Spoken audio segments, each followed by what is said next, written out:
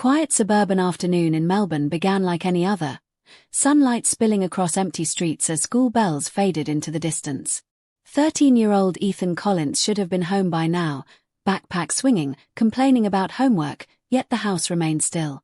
His mother, Laura, checked the clock again and again, each minute tightening her chest with an unspoken fear she could not explain. At Brookfield Secondary School, teachers insisted the day had ended normally. Attendance logs showed Ethan present until the final bell. But one staff member remembered seeing him leave 5 minutes early, walking beside a man she assumed was a relative. The description was vague, tall, calm, unremarkable. No one thought to question it at the time. By the time Laura arrived at the school office, her hands were shaking so badly she could barely hold her phone. The receptionist's polite confusion quickly turned into concern, and then urgency. A call was made to the principal, then to local police, who advised waiting until standard missing time thresholds were met. The phrase felt like a wall collapsing on her hope. As officers arrived, the investigation began with routine questions, but Laura's instincts clashed with procedure. She kept repeating that Ethan would never leave without telling her. Meanwhile, a technician pulled CCTV footage from the school gate, only to discover a critical gap between 3:12 and 3:27 p.m. 15 minutes erased from the record. At home, the silence grew unbearable. Laura sat on Ethan's bed, staring at his untouched homework and half-charged phone. Each notification sound made her flinch, hoping for relief that never came. Outside, the sky darkened, mirroring the sinking feeling in her stomach. Somewhere in that missing 15-minute gap, her son had disappeared. By evening, the case had begun circulating through local police channels. A preliminary report classified Ethan as a missing juvenile, circumstances unclear. Laura hated the phrase. It made her son sound like paperwork instead of a child. Detectives promised updates, but their tone suggested low priority. Only one officer lingered behind after the briefing, studying the CCTV gap with unusual intensity.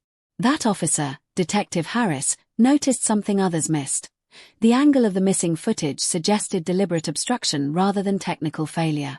He requested external traffic camera access immediately. Laura, unaware of this development, sat alone as night fell, replaying every moment of Ethan's last morning in her mind. Just after midnight, a call finally came in. Grainy traffic footage had been recovered from a nearby intersection. The screen flickered as detectives gathered around it. Laura was asked to stay back, but she refused, standing frozen behind them as the video began to play. On the screen, a small figure appeared walking toward the school exit. Ethan's familiar posture was unmistakable even in low resolution. He paused briefly, then stepped forward as if recognizing someone waiting beyond the frame. A dark SUV rolled into view, engine idling. The passenger window lowered slightly, and for a split second, someone inside seemed to be looking directly at the camera as if aware they were being watched. The room fell into a suffocating silence as the footage froze on the image of the SUV. Laura stumbled backward, whispering Ethan's name, as if saying it could pull him back through the screen. Detective Harris leaned closer, noticing a reflection in the SUV window that had not been seen before. Technicians enhanced the frame further, revealing details that had been invisible in the original feed. Inside the SUV, the passenger's face remained partially obscured, yet his gaze appeared fixed directly toward the camera position. Metadata from the clip showed a brief location tag that did not match any known route near the school. Then, as analysts prepared to archive the file, a final corrupted frame loaded unexpectedly, showing a second vehicle pulling in behind the SUV and a timestamp that suggested Ethan had not left alone at all. Inside the forensic lab, the recovered data was treated with unusual urgency as analysts realized the deletion pattern suggested manual wiping rather than automatic loss. That detail shifted the entire tone of the investigation, turning what had been a missing persons case into something far more coordinated and intentional.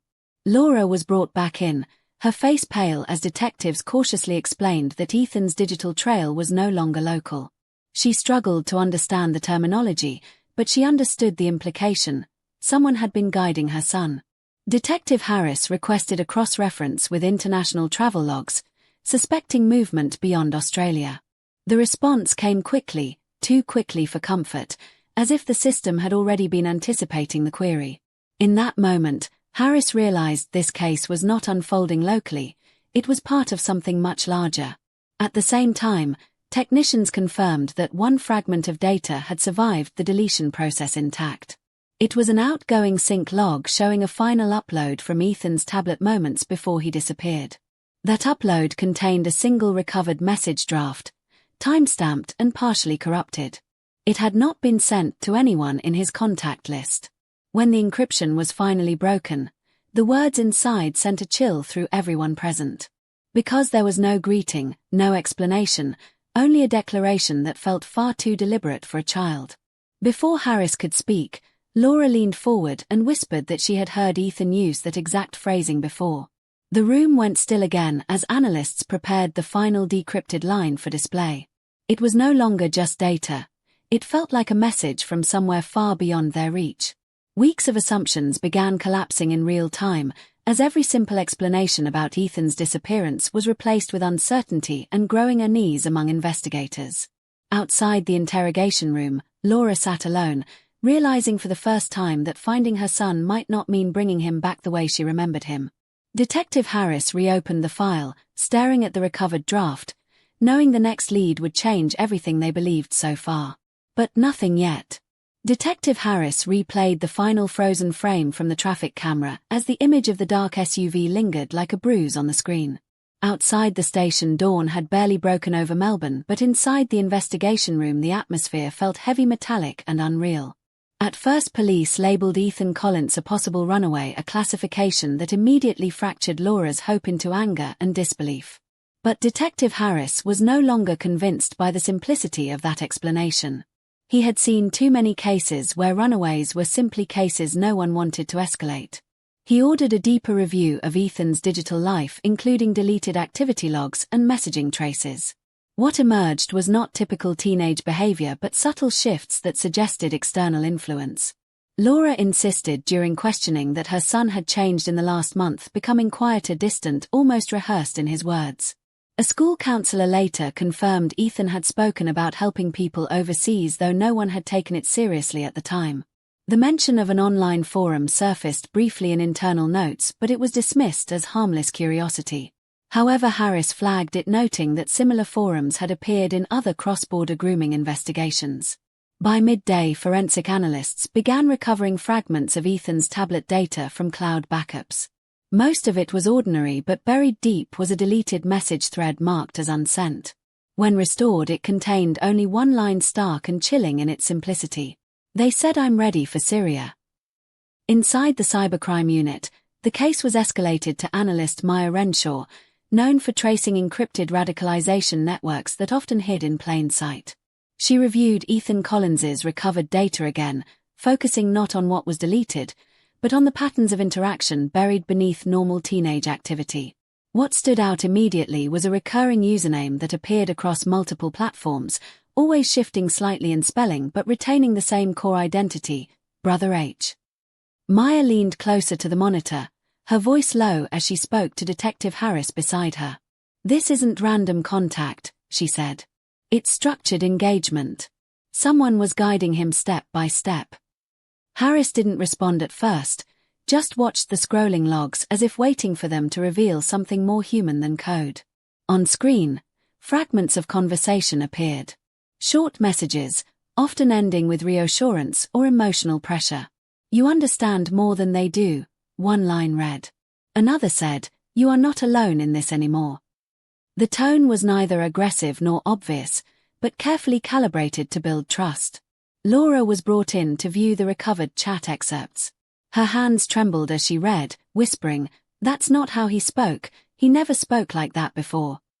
Her voice broke as she continued, "Someone changed him without me even noticing." The room stayed silent, the weight of her realization filling the space more than any evidence could. Maya explained that this was a known grooming pattern, often disguised as mentorship or spiritual guidance. "It doesn't start with violence," she said softly. "It starts with meaning." The words lingered, unsettling everyone present. Later that evening, Laura sat with Harris outside the interview room, trying to recall the subtle shifts she had ignored. She remembered Ethan locking his phone quickly whenever she entered the room. She remembered him becoming distant after late-night conversations she assumed were harmless. He used to talk about school, she said quietly. Then suddenly, everything was about purpose. Inside the lab, deeper analysis of metadata began. Every interaction with Brother H showed increasing frequency, longer sessions, and encrypted channels moving away from mainstream apps.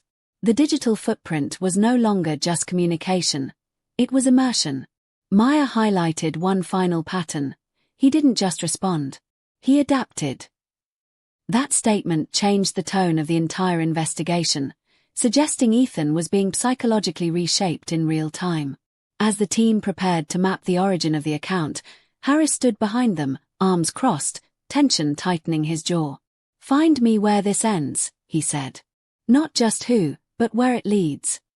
The tracing sequence began, pulling data through multiple proxy layers, each one more complex than the last.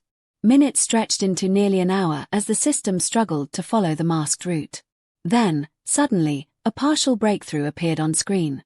A stable node, briefly exposed before collapsing back into encryption layers. Maya froze the frame instantly. The room remained frozen in tense silence as the system attempted to stabilize the exposed node, every analyst watching the flicker of data as if it might disappear at any second. Maya kept her hand on the keyboard, refusing to release the trace even as encryption layers began rebuilding themselves around the signal.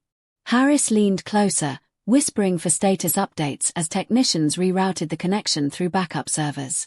Laura sat behind the glass, her breathing uneven as she tried to understand what any of this meant for her son. One analyst muttered that the signal had been active for only seconds before collapsing again into digital noise and false routing paths designed to confuse tracking systems across borders.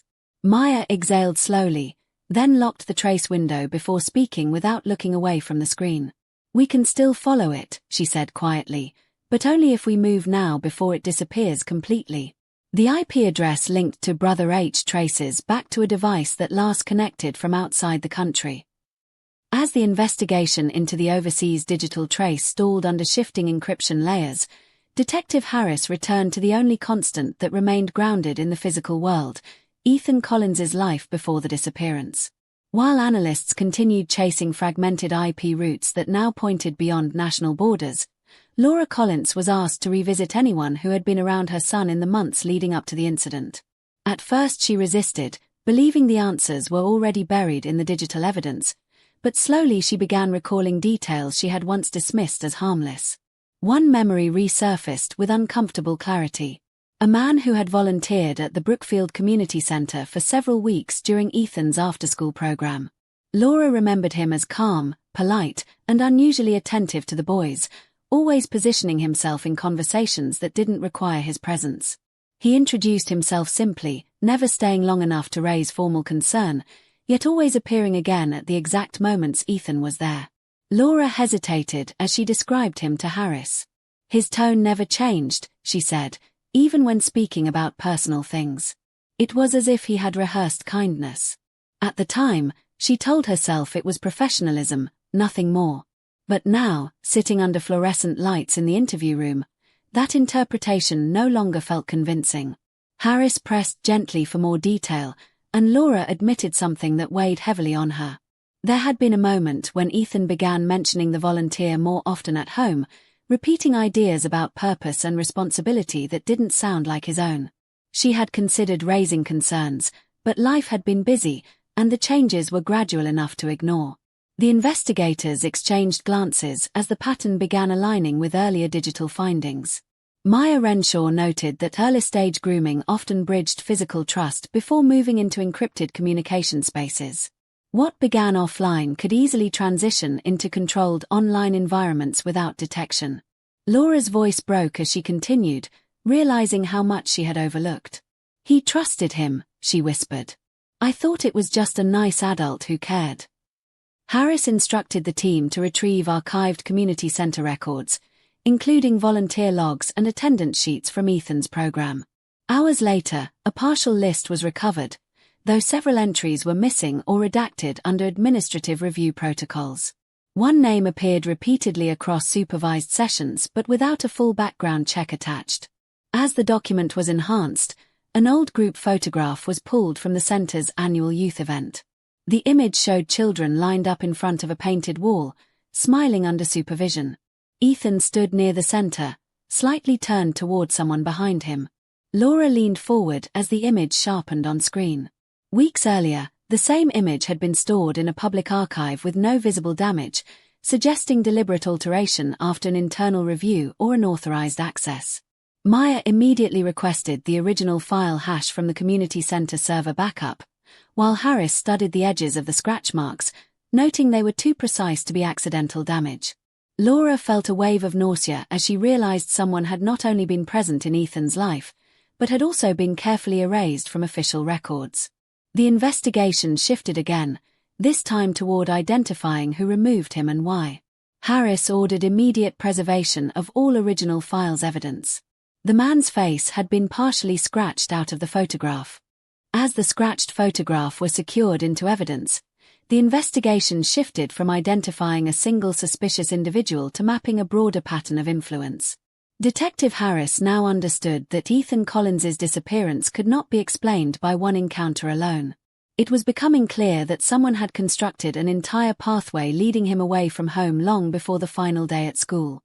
Cyber analyst Maya Renshaw resumed tracing the digital fragments linked to the username Brother H, expanding the scope across encrypted platforms, backup servers, and mirrored identities.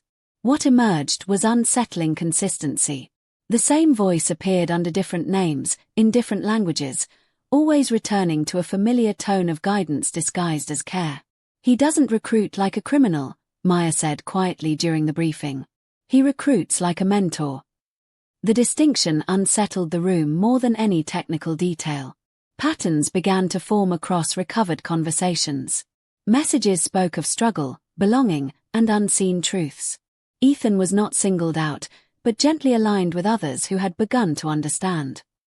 Each response from the unknown user reinforced a sense of separation from family and reality, subtly reframing doubt as awakening. Laura listened from behind the glass as excerpts were read aloud. Her face tightened as she recognized emotional phrases Ethan had recently started using before his disappearance. Words like truth, purpose, and path had replaced ordinary teenage language, as if borrowed from somewhere else. Meanwhile, a parallel intelligence thread opened in another jurisdiction. A teenager in Europe, recently reported missing under similar circumstances, had left behind digital traces almost identical in structure to Ethan's. The same phrasing patterns appeared, the same gradual withdrawal from family, the same encrypted contact points. Investigators began to suspect a coordinated cross-border recruitment network operating quietly and efficiently beneath public awareness. Harris leaned over Maya's workstation, his voice low. "So this isn't isolated," he said. Maya shook her head. "It never was." The investigation expanded rapidly. Analysts began linking accounts, mapping communication clusters that spanned multiple continents. Each node pointed back to a central behavioral profile rather than a single verified identity. The recruiter was not just a person in the traditional sense. He was a system of repetition, adaptation, and psychological reinforcement. Laura, increasingly distressed, asked whether Ethan had ever been directly threatened. Maya responded carefully, explaining that coercion in these cases rarely appeared as force. Instead, it manifested as belonging. "They don't push them away," she said. "They pull them in until leaving feels like betrayal." That explanation left Laura silent for a long time. The idea that her son had not been taken by force but by belief was harder to process than any physical abduction. As digital forensics deepened, a breakthrough came when a synchronized timing pattern was detected across multiple accounts associated with Brother H. Each interaction followed a deliberate cadence, suggesting centralized control or prescripted engagement cycles. It confirmed what the team feared most. Ethan had been part of a structured psychological funnel. Later that night, Harris reviewed the most recent recovered message logs alone in the dimly lit office. The same calm, persuasive tone echoed through each line, growing more personal over time, more certain of Ethan's direction. Then one message, previously overlooked due to partial corruption, was restored in full. It stood alone, time-stamped just before Ethan's final disappearance from digital tracking systems. Your journey has already begun. You are closer than you think. The restored message from Brother H was still on screen when the tone of the entire investigation shifted again. What had once been treated as an isolated grooming case was now being reviewed through an international intelligence lens. Within hours, encrypted requests for cooperation were sent across agencies, and the case file of Ethan Collins was quietly reclassified under cross-border movement suspicion. Detective Harris barely slept that night. Every new fragment of data seemed to widen the distance between where Ethan vanished and where he might have been taken. When the travel analysis team finally synchronized border logs with partial digital traces, a pattern emerged that no one had initially expected. A sequence of transit anomalies appeared across 3 countries within a compressed time frame. Flights that should not have aligned did. Stopovers that were too brief to be intentional suddenly matched Ethan's missing window of disappearance. On paper, it looked like coincidence. In practice, it looked like planning. Maya Renshaw stood in front of the projected route map, tracing the lines with her finger as silence filled the room. "This wasn't escape," she said finally. "This was movement assistance." That sentence changed everything. By the next morning, intelligence agencies had formally entered the investigation. Access to international passenger manifests was granted under emergency review protocols. What had started as a missing schoolboy case was now being treated as a potential cross-border exploitation and relocation network. Laura Collins was informed at home, where she had barely left Ethan's room in days. When officers explained she would be flown in for structured questioning support and identification assistance, she initially refused, insisting she would only slow the process down. But the tone of the conversation left no room for choice. Within hours, she was escorted to a secure facility for transfer coordination. The flight was quiet, almost clinical in its execution. Laura sat by the window, hands folded tightly in her lap, watching the ground fall away beneath her. Every mile felt heavier than the last. Detective Harris accompanied her, but even his presence offered little comfort now. The case was no longer local. It belonged to systems larger than either of them. During the transit briefing, analysts outlined what they believed had happened in fragments rather than certainty. Ethan's digital traces suggested staged identity transitions, temporary access points, masked travel documentation. Each layer implied outside assistance, not just psychological manipulation but logistical support. Laura listened in silence, her expression tightening with every detail. When they mentioned the possibility of false identity creation, she finally spoke. "Are you telling me someone helped him disappear?" she asked. No one answered directly. Instead, Maya replied carefully, "We're saying someone made it possible for him to move without being seen." That distinction felt like another loss. Upon arrival at the coordination hub overseas, Laura was taken into a controlled viewing room. Large monitors displayed synchronized surveillance feeds from multiple transit hubs. The footage was low quality, grainy, and time-stamped across different locations, all carefully aligned by analysts. Hours passed as they reviewed frame after frame. Most clips showed nothing conclusive: blurred crowds, overlapping movements, security blind spots. Laura began to lose focus, her exhaustion building into quiet despair. Then, near midnight, a technician paused a feed from a major international airport terminal. The frame was unstable, slightly distorted by compression artifacts, but a figure stood out in the center of the crowd. A boy. The posture was familiar in a way that made Laura's breath catch before anyone spoke. The system enhanced the image slowly, adjusting focus and contrast. The boy wore a hoodie pulled low, walking beside luggage that did not match any registered travel record under Ethan's name. Yet the facial structure, the height, the slight tilt of the head when he looked toward the boarding gate, it all aligned too closely to dismiss. Detective Harris stepped forward, narrowing his eyes at the screen as metadata loaded beneath the clip. The timestamp confirmed the footage had been recorded during the exact window when Ethan's digital presence had gone silent. Then the system flagged something critical. The identity associated with the boarding pass was not Ethan Collins. but the face was close enough to make the room go cold. And just before the clip looped again, the figure turned slightly toward the camera, as if aware of being watched, and disappeared through the gate under a name that did not belong to him. The airport footage replayed in the secure facility long after everyone else had left the room, as if the system itself refused to let the image disappear. Ethan Collins's figure, blurred, uncertain, and walking under a borrowed identity, kept looping through the monitors while analysts tried to reconcile the contradiction between digital absence and physical presence. For Detective Harris, the clip did not feel like confirmation. It felt like a doorway opening into something still unfinished. Somewhere between borders, flights, and erased identities, Ethan had not simply vanished. He had been carried forward into something carefully constructed around him. Back at the cybercrime unit, Maya Renshaw continued scanning deeper layers of recovered communication archives tied to the Brother H network. Most of the data remained fragmented, but hidden within encrypted backups was a file that had not been fully deleted. It appeared as a compressed audio packet, mislabeled and buried under unrelated traffic logs.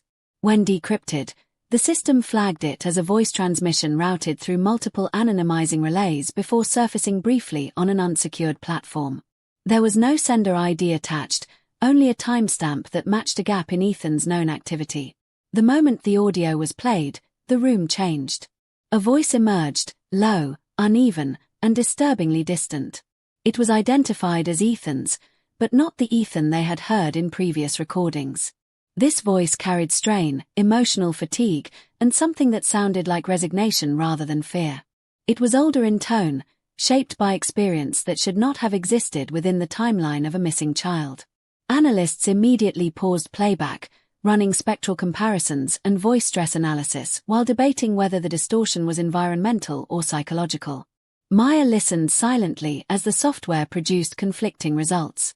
Some indicators suggested coercion under sustained pressure, while others implied voluntary participation shaped over time. That contradiction unsettled the team more than any clear conclusion could have. Harris stood behind them, arms crossed, watching the waveform patterns as if they might reveal intent hidden between frequencies. No one spoke for several seconds after the initial playback, as if acknowledging that hearing Ethan's voice had not brought clarity, only deeper uncertainty. When the recording was played again for verification, Laura Collins was brought into the secure room. She had been resting, but the moment she heard the audio begin, she straightened as though recognizing something before she even understood it. Her hands trembled as she leaned toward the speaker, eyes fixed on the screen, refusing to blink. The voice said very little, but each syllable carried weight that pressed against her memory of her son. Still, she shook her head repeatedly, whispering that it was not him, that something about it had been changed, altered, or taken. "I know my son," she said firmly, though her voice cracked halfway through. "That is not how he speaks, not how he feels." But the analysts did not respond. They could not yet agree on what they were hearing. Some argued that prolonged exposure to manipulation environments could account for tonal shifts, emotional flattening, and structured speech patterns. Others believed the recording was intentionally staged, designed to mislead investigators or control narrative direction. The uncertainty itself became the most disturbing element of all.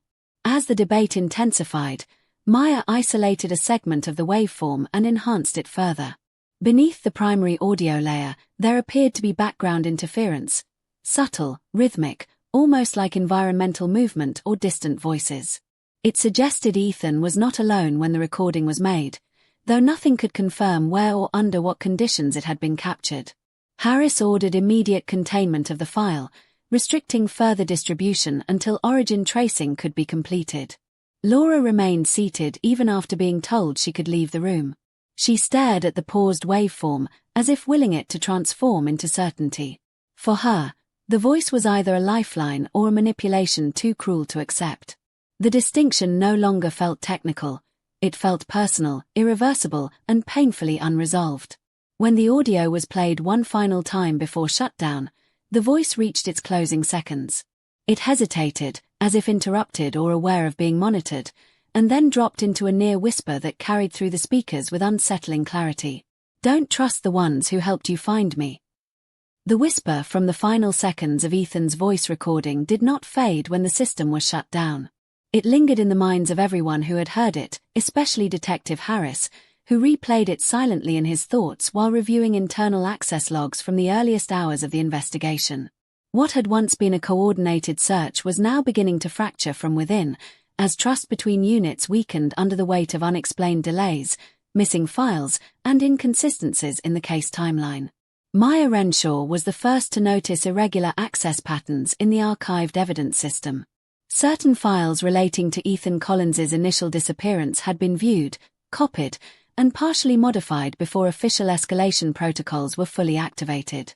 The timestamps did not align with any authorized investigative sequence. That meant someone with internal clearance had been involved from the beginning stages, potentially guiding or suppressing parts of the investigation before it reached full scope. When Harris confronted the internal security liaison, the response was cautious and defensive. They insisted the discrepancies could be system lag or misclassification errors, but the tone lacked conviction.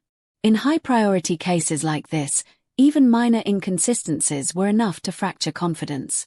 And here, the inconsistencies were not minor, they were structural. Laura Collins, still staying within the secure coordination facility, began noticing changes in how she was being briefed. Different officers gave slightly different versions of the same timeline. Some details about Ethan's movements, previously confirmed, were suddenly described as unverified or under review. It made her feel as though the ground beneath her understanding was shifting every time she asked a question. One evening, unable to sleep, Laura requested full access to the case summary logs. At first, she was denied, but after repeated insistence and emotional escalation, she was granted limited viewing permissions under supervision. What she found there unsettled her more than any previous discovery. Entire segments of the timeline had been revised without explanation, including early references to the community center volunteer and portions of the digital trace mapping. Notes that once suggested certainty were now softened into speculation. Confused and increasingly desperate, Laura began cross-referencing details herself, writing down inconsistencies and comparing them against fragments she had memorized from earlier briefings. The more she compared, the clearer it became that information had not just been lost, it had been selectively altered. Someone had shaped the narrative around Ethan's disappearance from inside the system. Meanwhile, internal investigators quietly opened a parallel review into possible information leaks. One officer, present during the initial CCTV analysis and later digital recovery sessions, had accessed multiple files without documented justification. His involvement was not overtly suspicious at first, but the pattern of access suggested intent rather than curiosity. Harris avoided naming him aloud, but the atmosphere in the unit shifted immediately. Conversations became shorter, guarded, and heavily monitored. Trust within the investigation began to collapse from both directions. Analysts hesitated before sharing findings. Field officers questioned briefing accuracy. Even Maya, usually composed under pressure, started double-checking every data source before presenting conclusions. Then, without warning, Laura was called to the reception area late at night. No explanation was given beyond a simple instruction to come alone.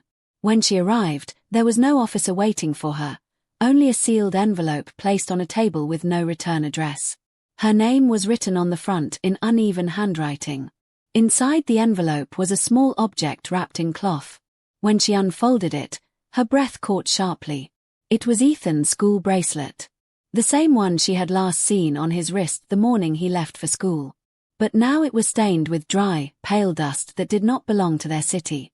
The texture of it was unfamiliar, almost gritty, like soil from a place far away and unforgiving. Attached to it was a faint smell that made her stomach turn, something arid and foreign, as if it had traveled across deserts before reaching her hands. Laura stood frozen, staring at the bracelet as her mind struggled to connect its presence with any logical explanation. Then she noticed a small tag tied to it, partially damaged but still readable in part, bearing only a single line of text that made her grip tighten until her knuckles turned white. She looked around the empty corridor, but there was no one there to explain how it had arrived, or why it had been returned now. The bracelet did not leave Laura Collins's hand as she was escorted back into the secure facility. Every step down the corridor felt heavier, as though the dust clinging to the small piece of fabric had somehow transferred its weight onto her. The investigation team had no immediate explanation for how it arrived, and that silence alone felt more unsettling than any official statement could have been. Detective Harris ordered the item sealed for forensic analysis, but Laura could not bring herself to let it go, even when asked. By morning, the case had taken another sharp turn. Satellite intelligence analysts, working alongside international partners, had begun reprocessing movement data based on the newly confirmed physical artifact. The assumption that Ethan Collins had been moved across multiple borders was now being replaced with something far more alarming. Heat signature overlays and low-resolution orbital scans suggested he may have passed through a controlled transit corridor leading into a restricted desert region associated with ongoing conflict activity. The language used in briefings became deliberately cautious, but the implications were clear. Ethan was no longer being tracked as a missing child within civilian infrastructure. He was now being analyzed within a zone of instability where identification, control, and survival were all uncertain. Laura listened to the briefing without blinking, her expression locked in a state between disbelief and emotional shutdown. When analysts displayed a projected route map across the desert corridor, she leaned forward slightly, as if proximity to the image might change its meaning. Instead, the lines only extended further into unfamiliar terrain, far beyond anything she could mentally anchor her son to. Meanwhile, outside official channels, a freelance investigative journalist named Daniel Mercer began following the case after noticing inconsistencies in public reporting. Early statements from authorities had been quietly edited over time, removing references to the community center volunteer and softening language around international movement. Mercer, experienced in cross-border reporting, recognized the pattern of narrative tightening often seen in sensitive intelligence cases. He began contacting sources within transport databases and humanitarian monitoring groups, slowly building a parallel understanding of Ethan's possible trajectory. What he found was not a single route, but overlapping corridors of movement often used in conflict-adjacent regions for discrete transfers. Each fragment pointed toward a region where official surveillance was inconsistent and access heavily controlled. Mercer's reporting remained unpublished, but his internal notes painted a growing picture of uncertainty. He suspected that Ethan's case was being handled under classifications that prevented full disclosure, possibly to protect ongoing operations. The more he investigated, the more it became clear that Ethan was not just missing, he was somewhere intentionally hidden from conventional systems of tracking. Back at the coordination hub, Maya Renshaw received updated satellite feeds layered with infrared enhancement. The imagery was fragmented, distorted by environmental interference, but patterns of movement were visible within a remote desert compound. Structures appeared temporary, arranged in irregular formations consistent with controlled training or transit use rather than civilian habitation. Harris stood behind her as she zoomed in frame by frame, searching for anything identifiable. Most figures in the footage were unrecognizable silhouettes, but one sequence drew immediate attention. A group moving between structures paused briefly near a supply point. Among them, a smaller figure stood slightly apart, posture rigid and uncertain. The resolution was poor, but something about the silhouette made the room fall silent. A hoodie, worn unevenly across the shoulders, flickered into view as the wind shifted. The fabric design matched a known item linked to Ethan Collins's last confirmed belongings before his disappearance. Analysts immediately began enhancing the frame, attempting to stabilize the image and isolate distinguishing features. Laura was brought into the viewing room again, though no one spoke as the footage played. She watched the figure move slowly across the compound, partially obscured by heat distortion and distance. Her breathing became uneven, but she did not look away. Then, as the frame sharpened for a brief second before breaking into static, the figure turned slightly toward the camera's direction, revealing just enough detail to make identification almost possible, but never fully certain. The screen froze on that moment, locked between recognition and doubt, as the desert wind swept across the compound and the connection abruptly cut out. The frozen desert frame lingered on the screen even after the feed cut out, as if the system itself refused to let go of what it had briefly revealed.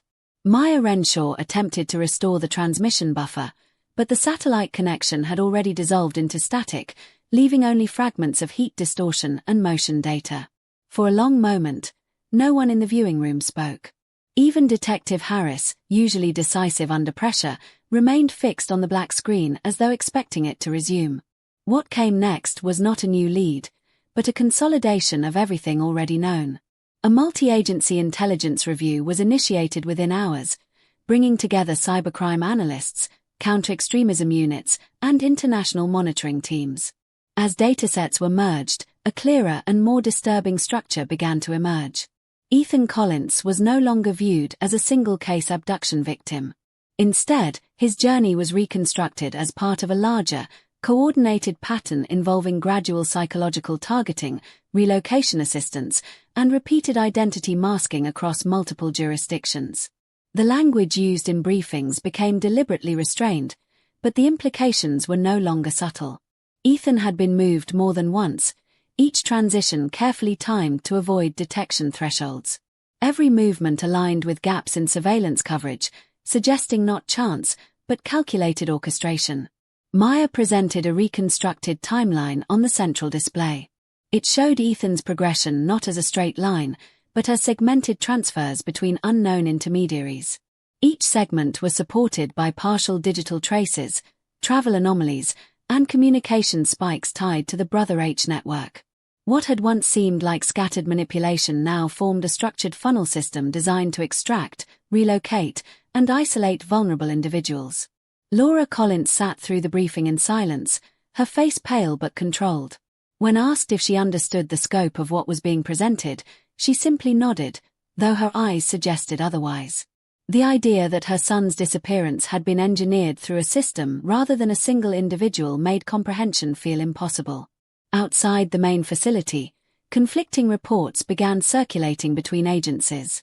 One unit maintained that Ethan had been fully absorbed into an extremist pipeline with no realistic path to recovery. Another suggested that he was still within controlled movement stages and potentially reachable through extraction protocols. A third, more cautious assessment refused to classify his status at all, citing insufficient verification of current conditions. These contradictions quickly spilled into internal tension. Harris found himself fielding competing interpretations of the same data, each shaped by different operational priorities. What one agency labeled as confirmed progression, another labeled as unverified assumption. The lack of unified narrative made coordination increasingly fragile. Laura, frustrated by the inconsistencies, requested access to raw intelligence logs rather than filtered summaries. What she read only deepened her confusion. Sections of earlier reports contradicted newer assessments without explanation. Entire paragraphs describing Ethan's digital behavior had been rewritten or reclassified, echoing earlier suspicions of internal interference. At one point, she turned to Maya and asked quietly, "So which version is true?" Maya hesitated before answering. "We don't have a single version anymore," she said. "We have overlapping interpretations of incomplete truth." That answer stayed with Laura longer than any technical detail.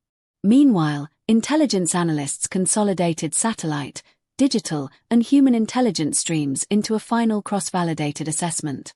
Despite gaps in direct confirmation, patterns of survival indicators were identified within the desert region footage and correlated with prior movement data. The conclusion was presented cautiously, almost reluctantly, as if the analysts themselves were aware of its emotional weight. Ethan Collins, according to the final synthesis, may still be alive, but not in a condition consistent with his original identity. The report ended with a line that remained on the screen longer than any other detail, as the room fell into a silence that no one attempted to break. The final assessment report remained illuminated on the screen long after the room emptied, its last line echoing in the silence like something unfinished. Not as the same person who left was not a conclusion anyone could accept, yet it had become the closest thing to certainty they possessed. In the days that followed, intelligence units shifted from analysis to preparation, quietly mapping out what they now referred to as a controlled retrieval window near the last confirmed desert corridor sighting. The breakthrough came unexpectedly. A fragmented transmission intercepted through an unsecured relay suggested movement near the same controlled zone where Ethan had previously been identified in satellite footage.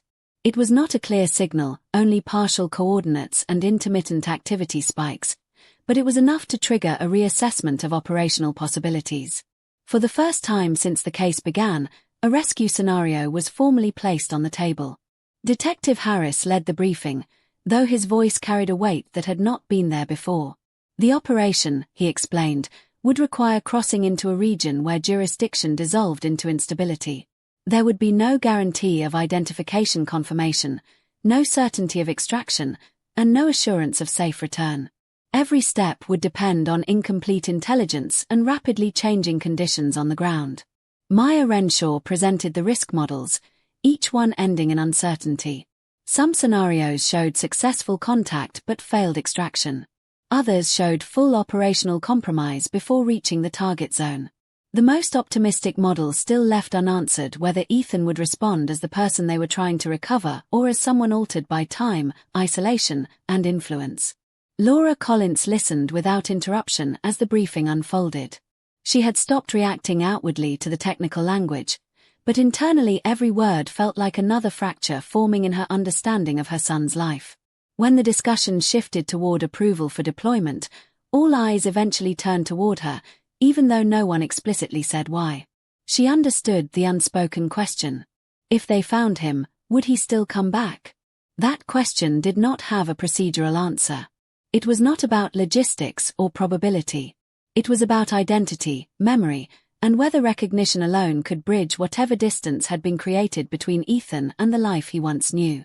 Later that evening, Laura stood alone in a quiet corridor outside the briefing room. Harris joined her without speaking at first, giving her time to collect her thoughts. When she finally spoke, her voice was low, almost uncertain. What if he looks at me and doesn't know who I am anymore? Harris did not offer false reassurance. Then we make sure he remembers, he said, though even he seemed unsure what that meant now. Inside the operational planning unit, preparations continued in silence. Maps were refined, entry points marked, communication protocols established for minimal exposure. Every detail was designed for precision, yet nothing could eliminate the fundamental uncertainty at the center of the mission. As night deepened, Laura returned to her temporary room within the facility. The silence there felt heavier than before, as if the possibility of resolution had made the waiting more unbearable. She sat by the window, staring at nothing, replaying every moment she could remember from Ethan's childhood, searching for something that might still connect him to the boy in the desert footage. Then, long after midnight, her phone vibrated. The number was unknown. For a moment she hesitated, her hand frozen above the screen, before answering. Static filled the line at first, followed by a faint breath on the other end. Then a voice, barely audible but unmistakably human, broke through the noise. "Mum, don't come."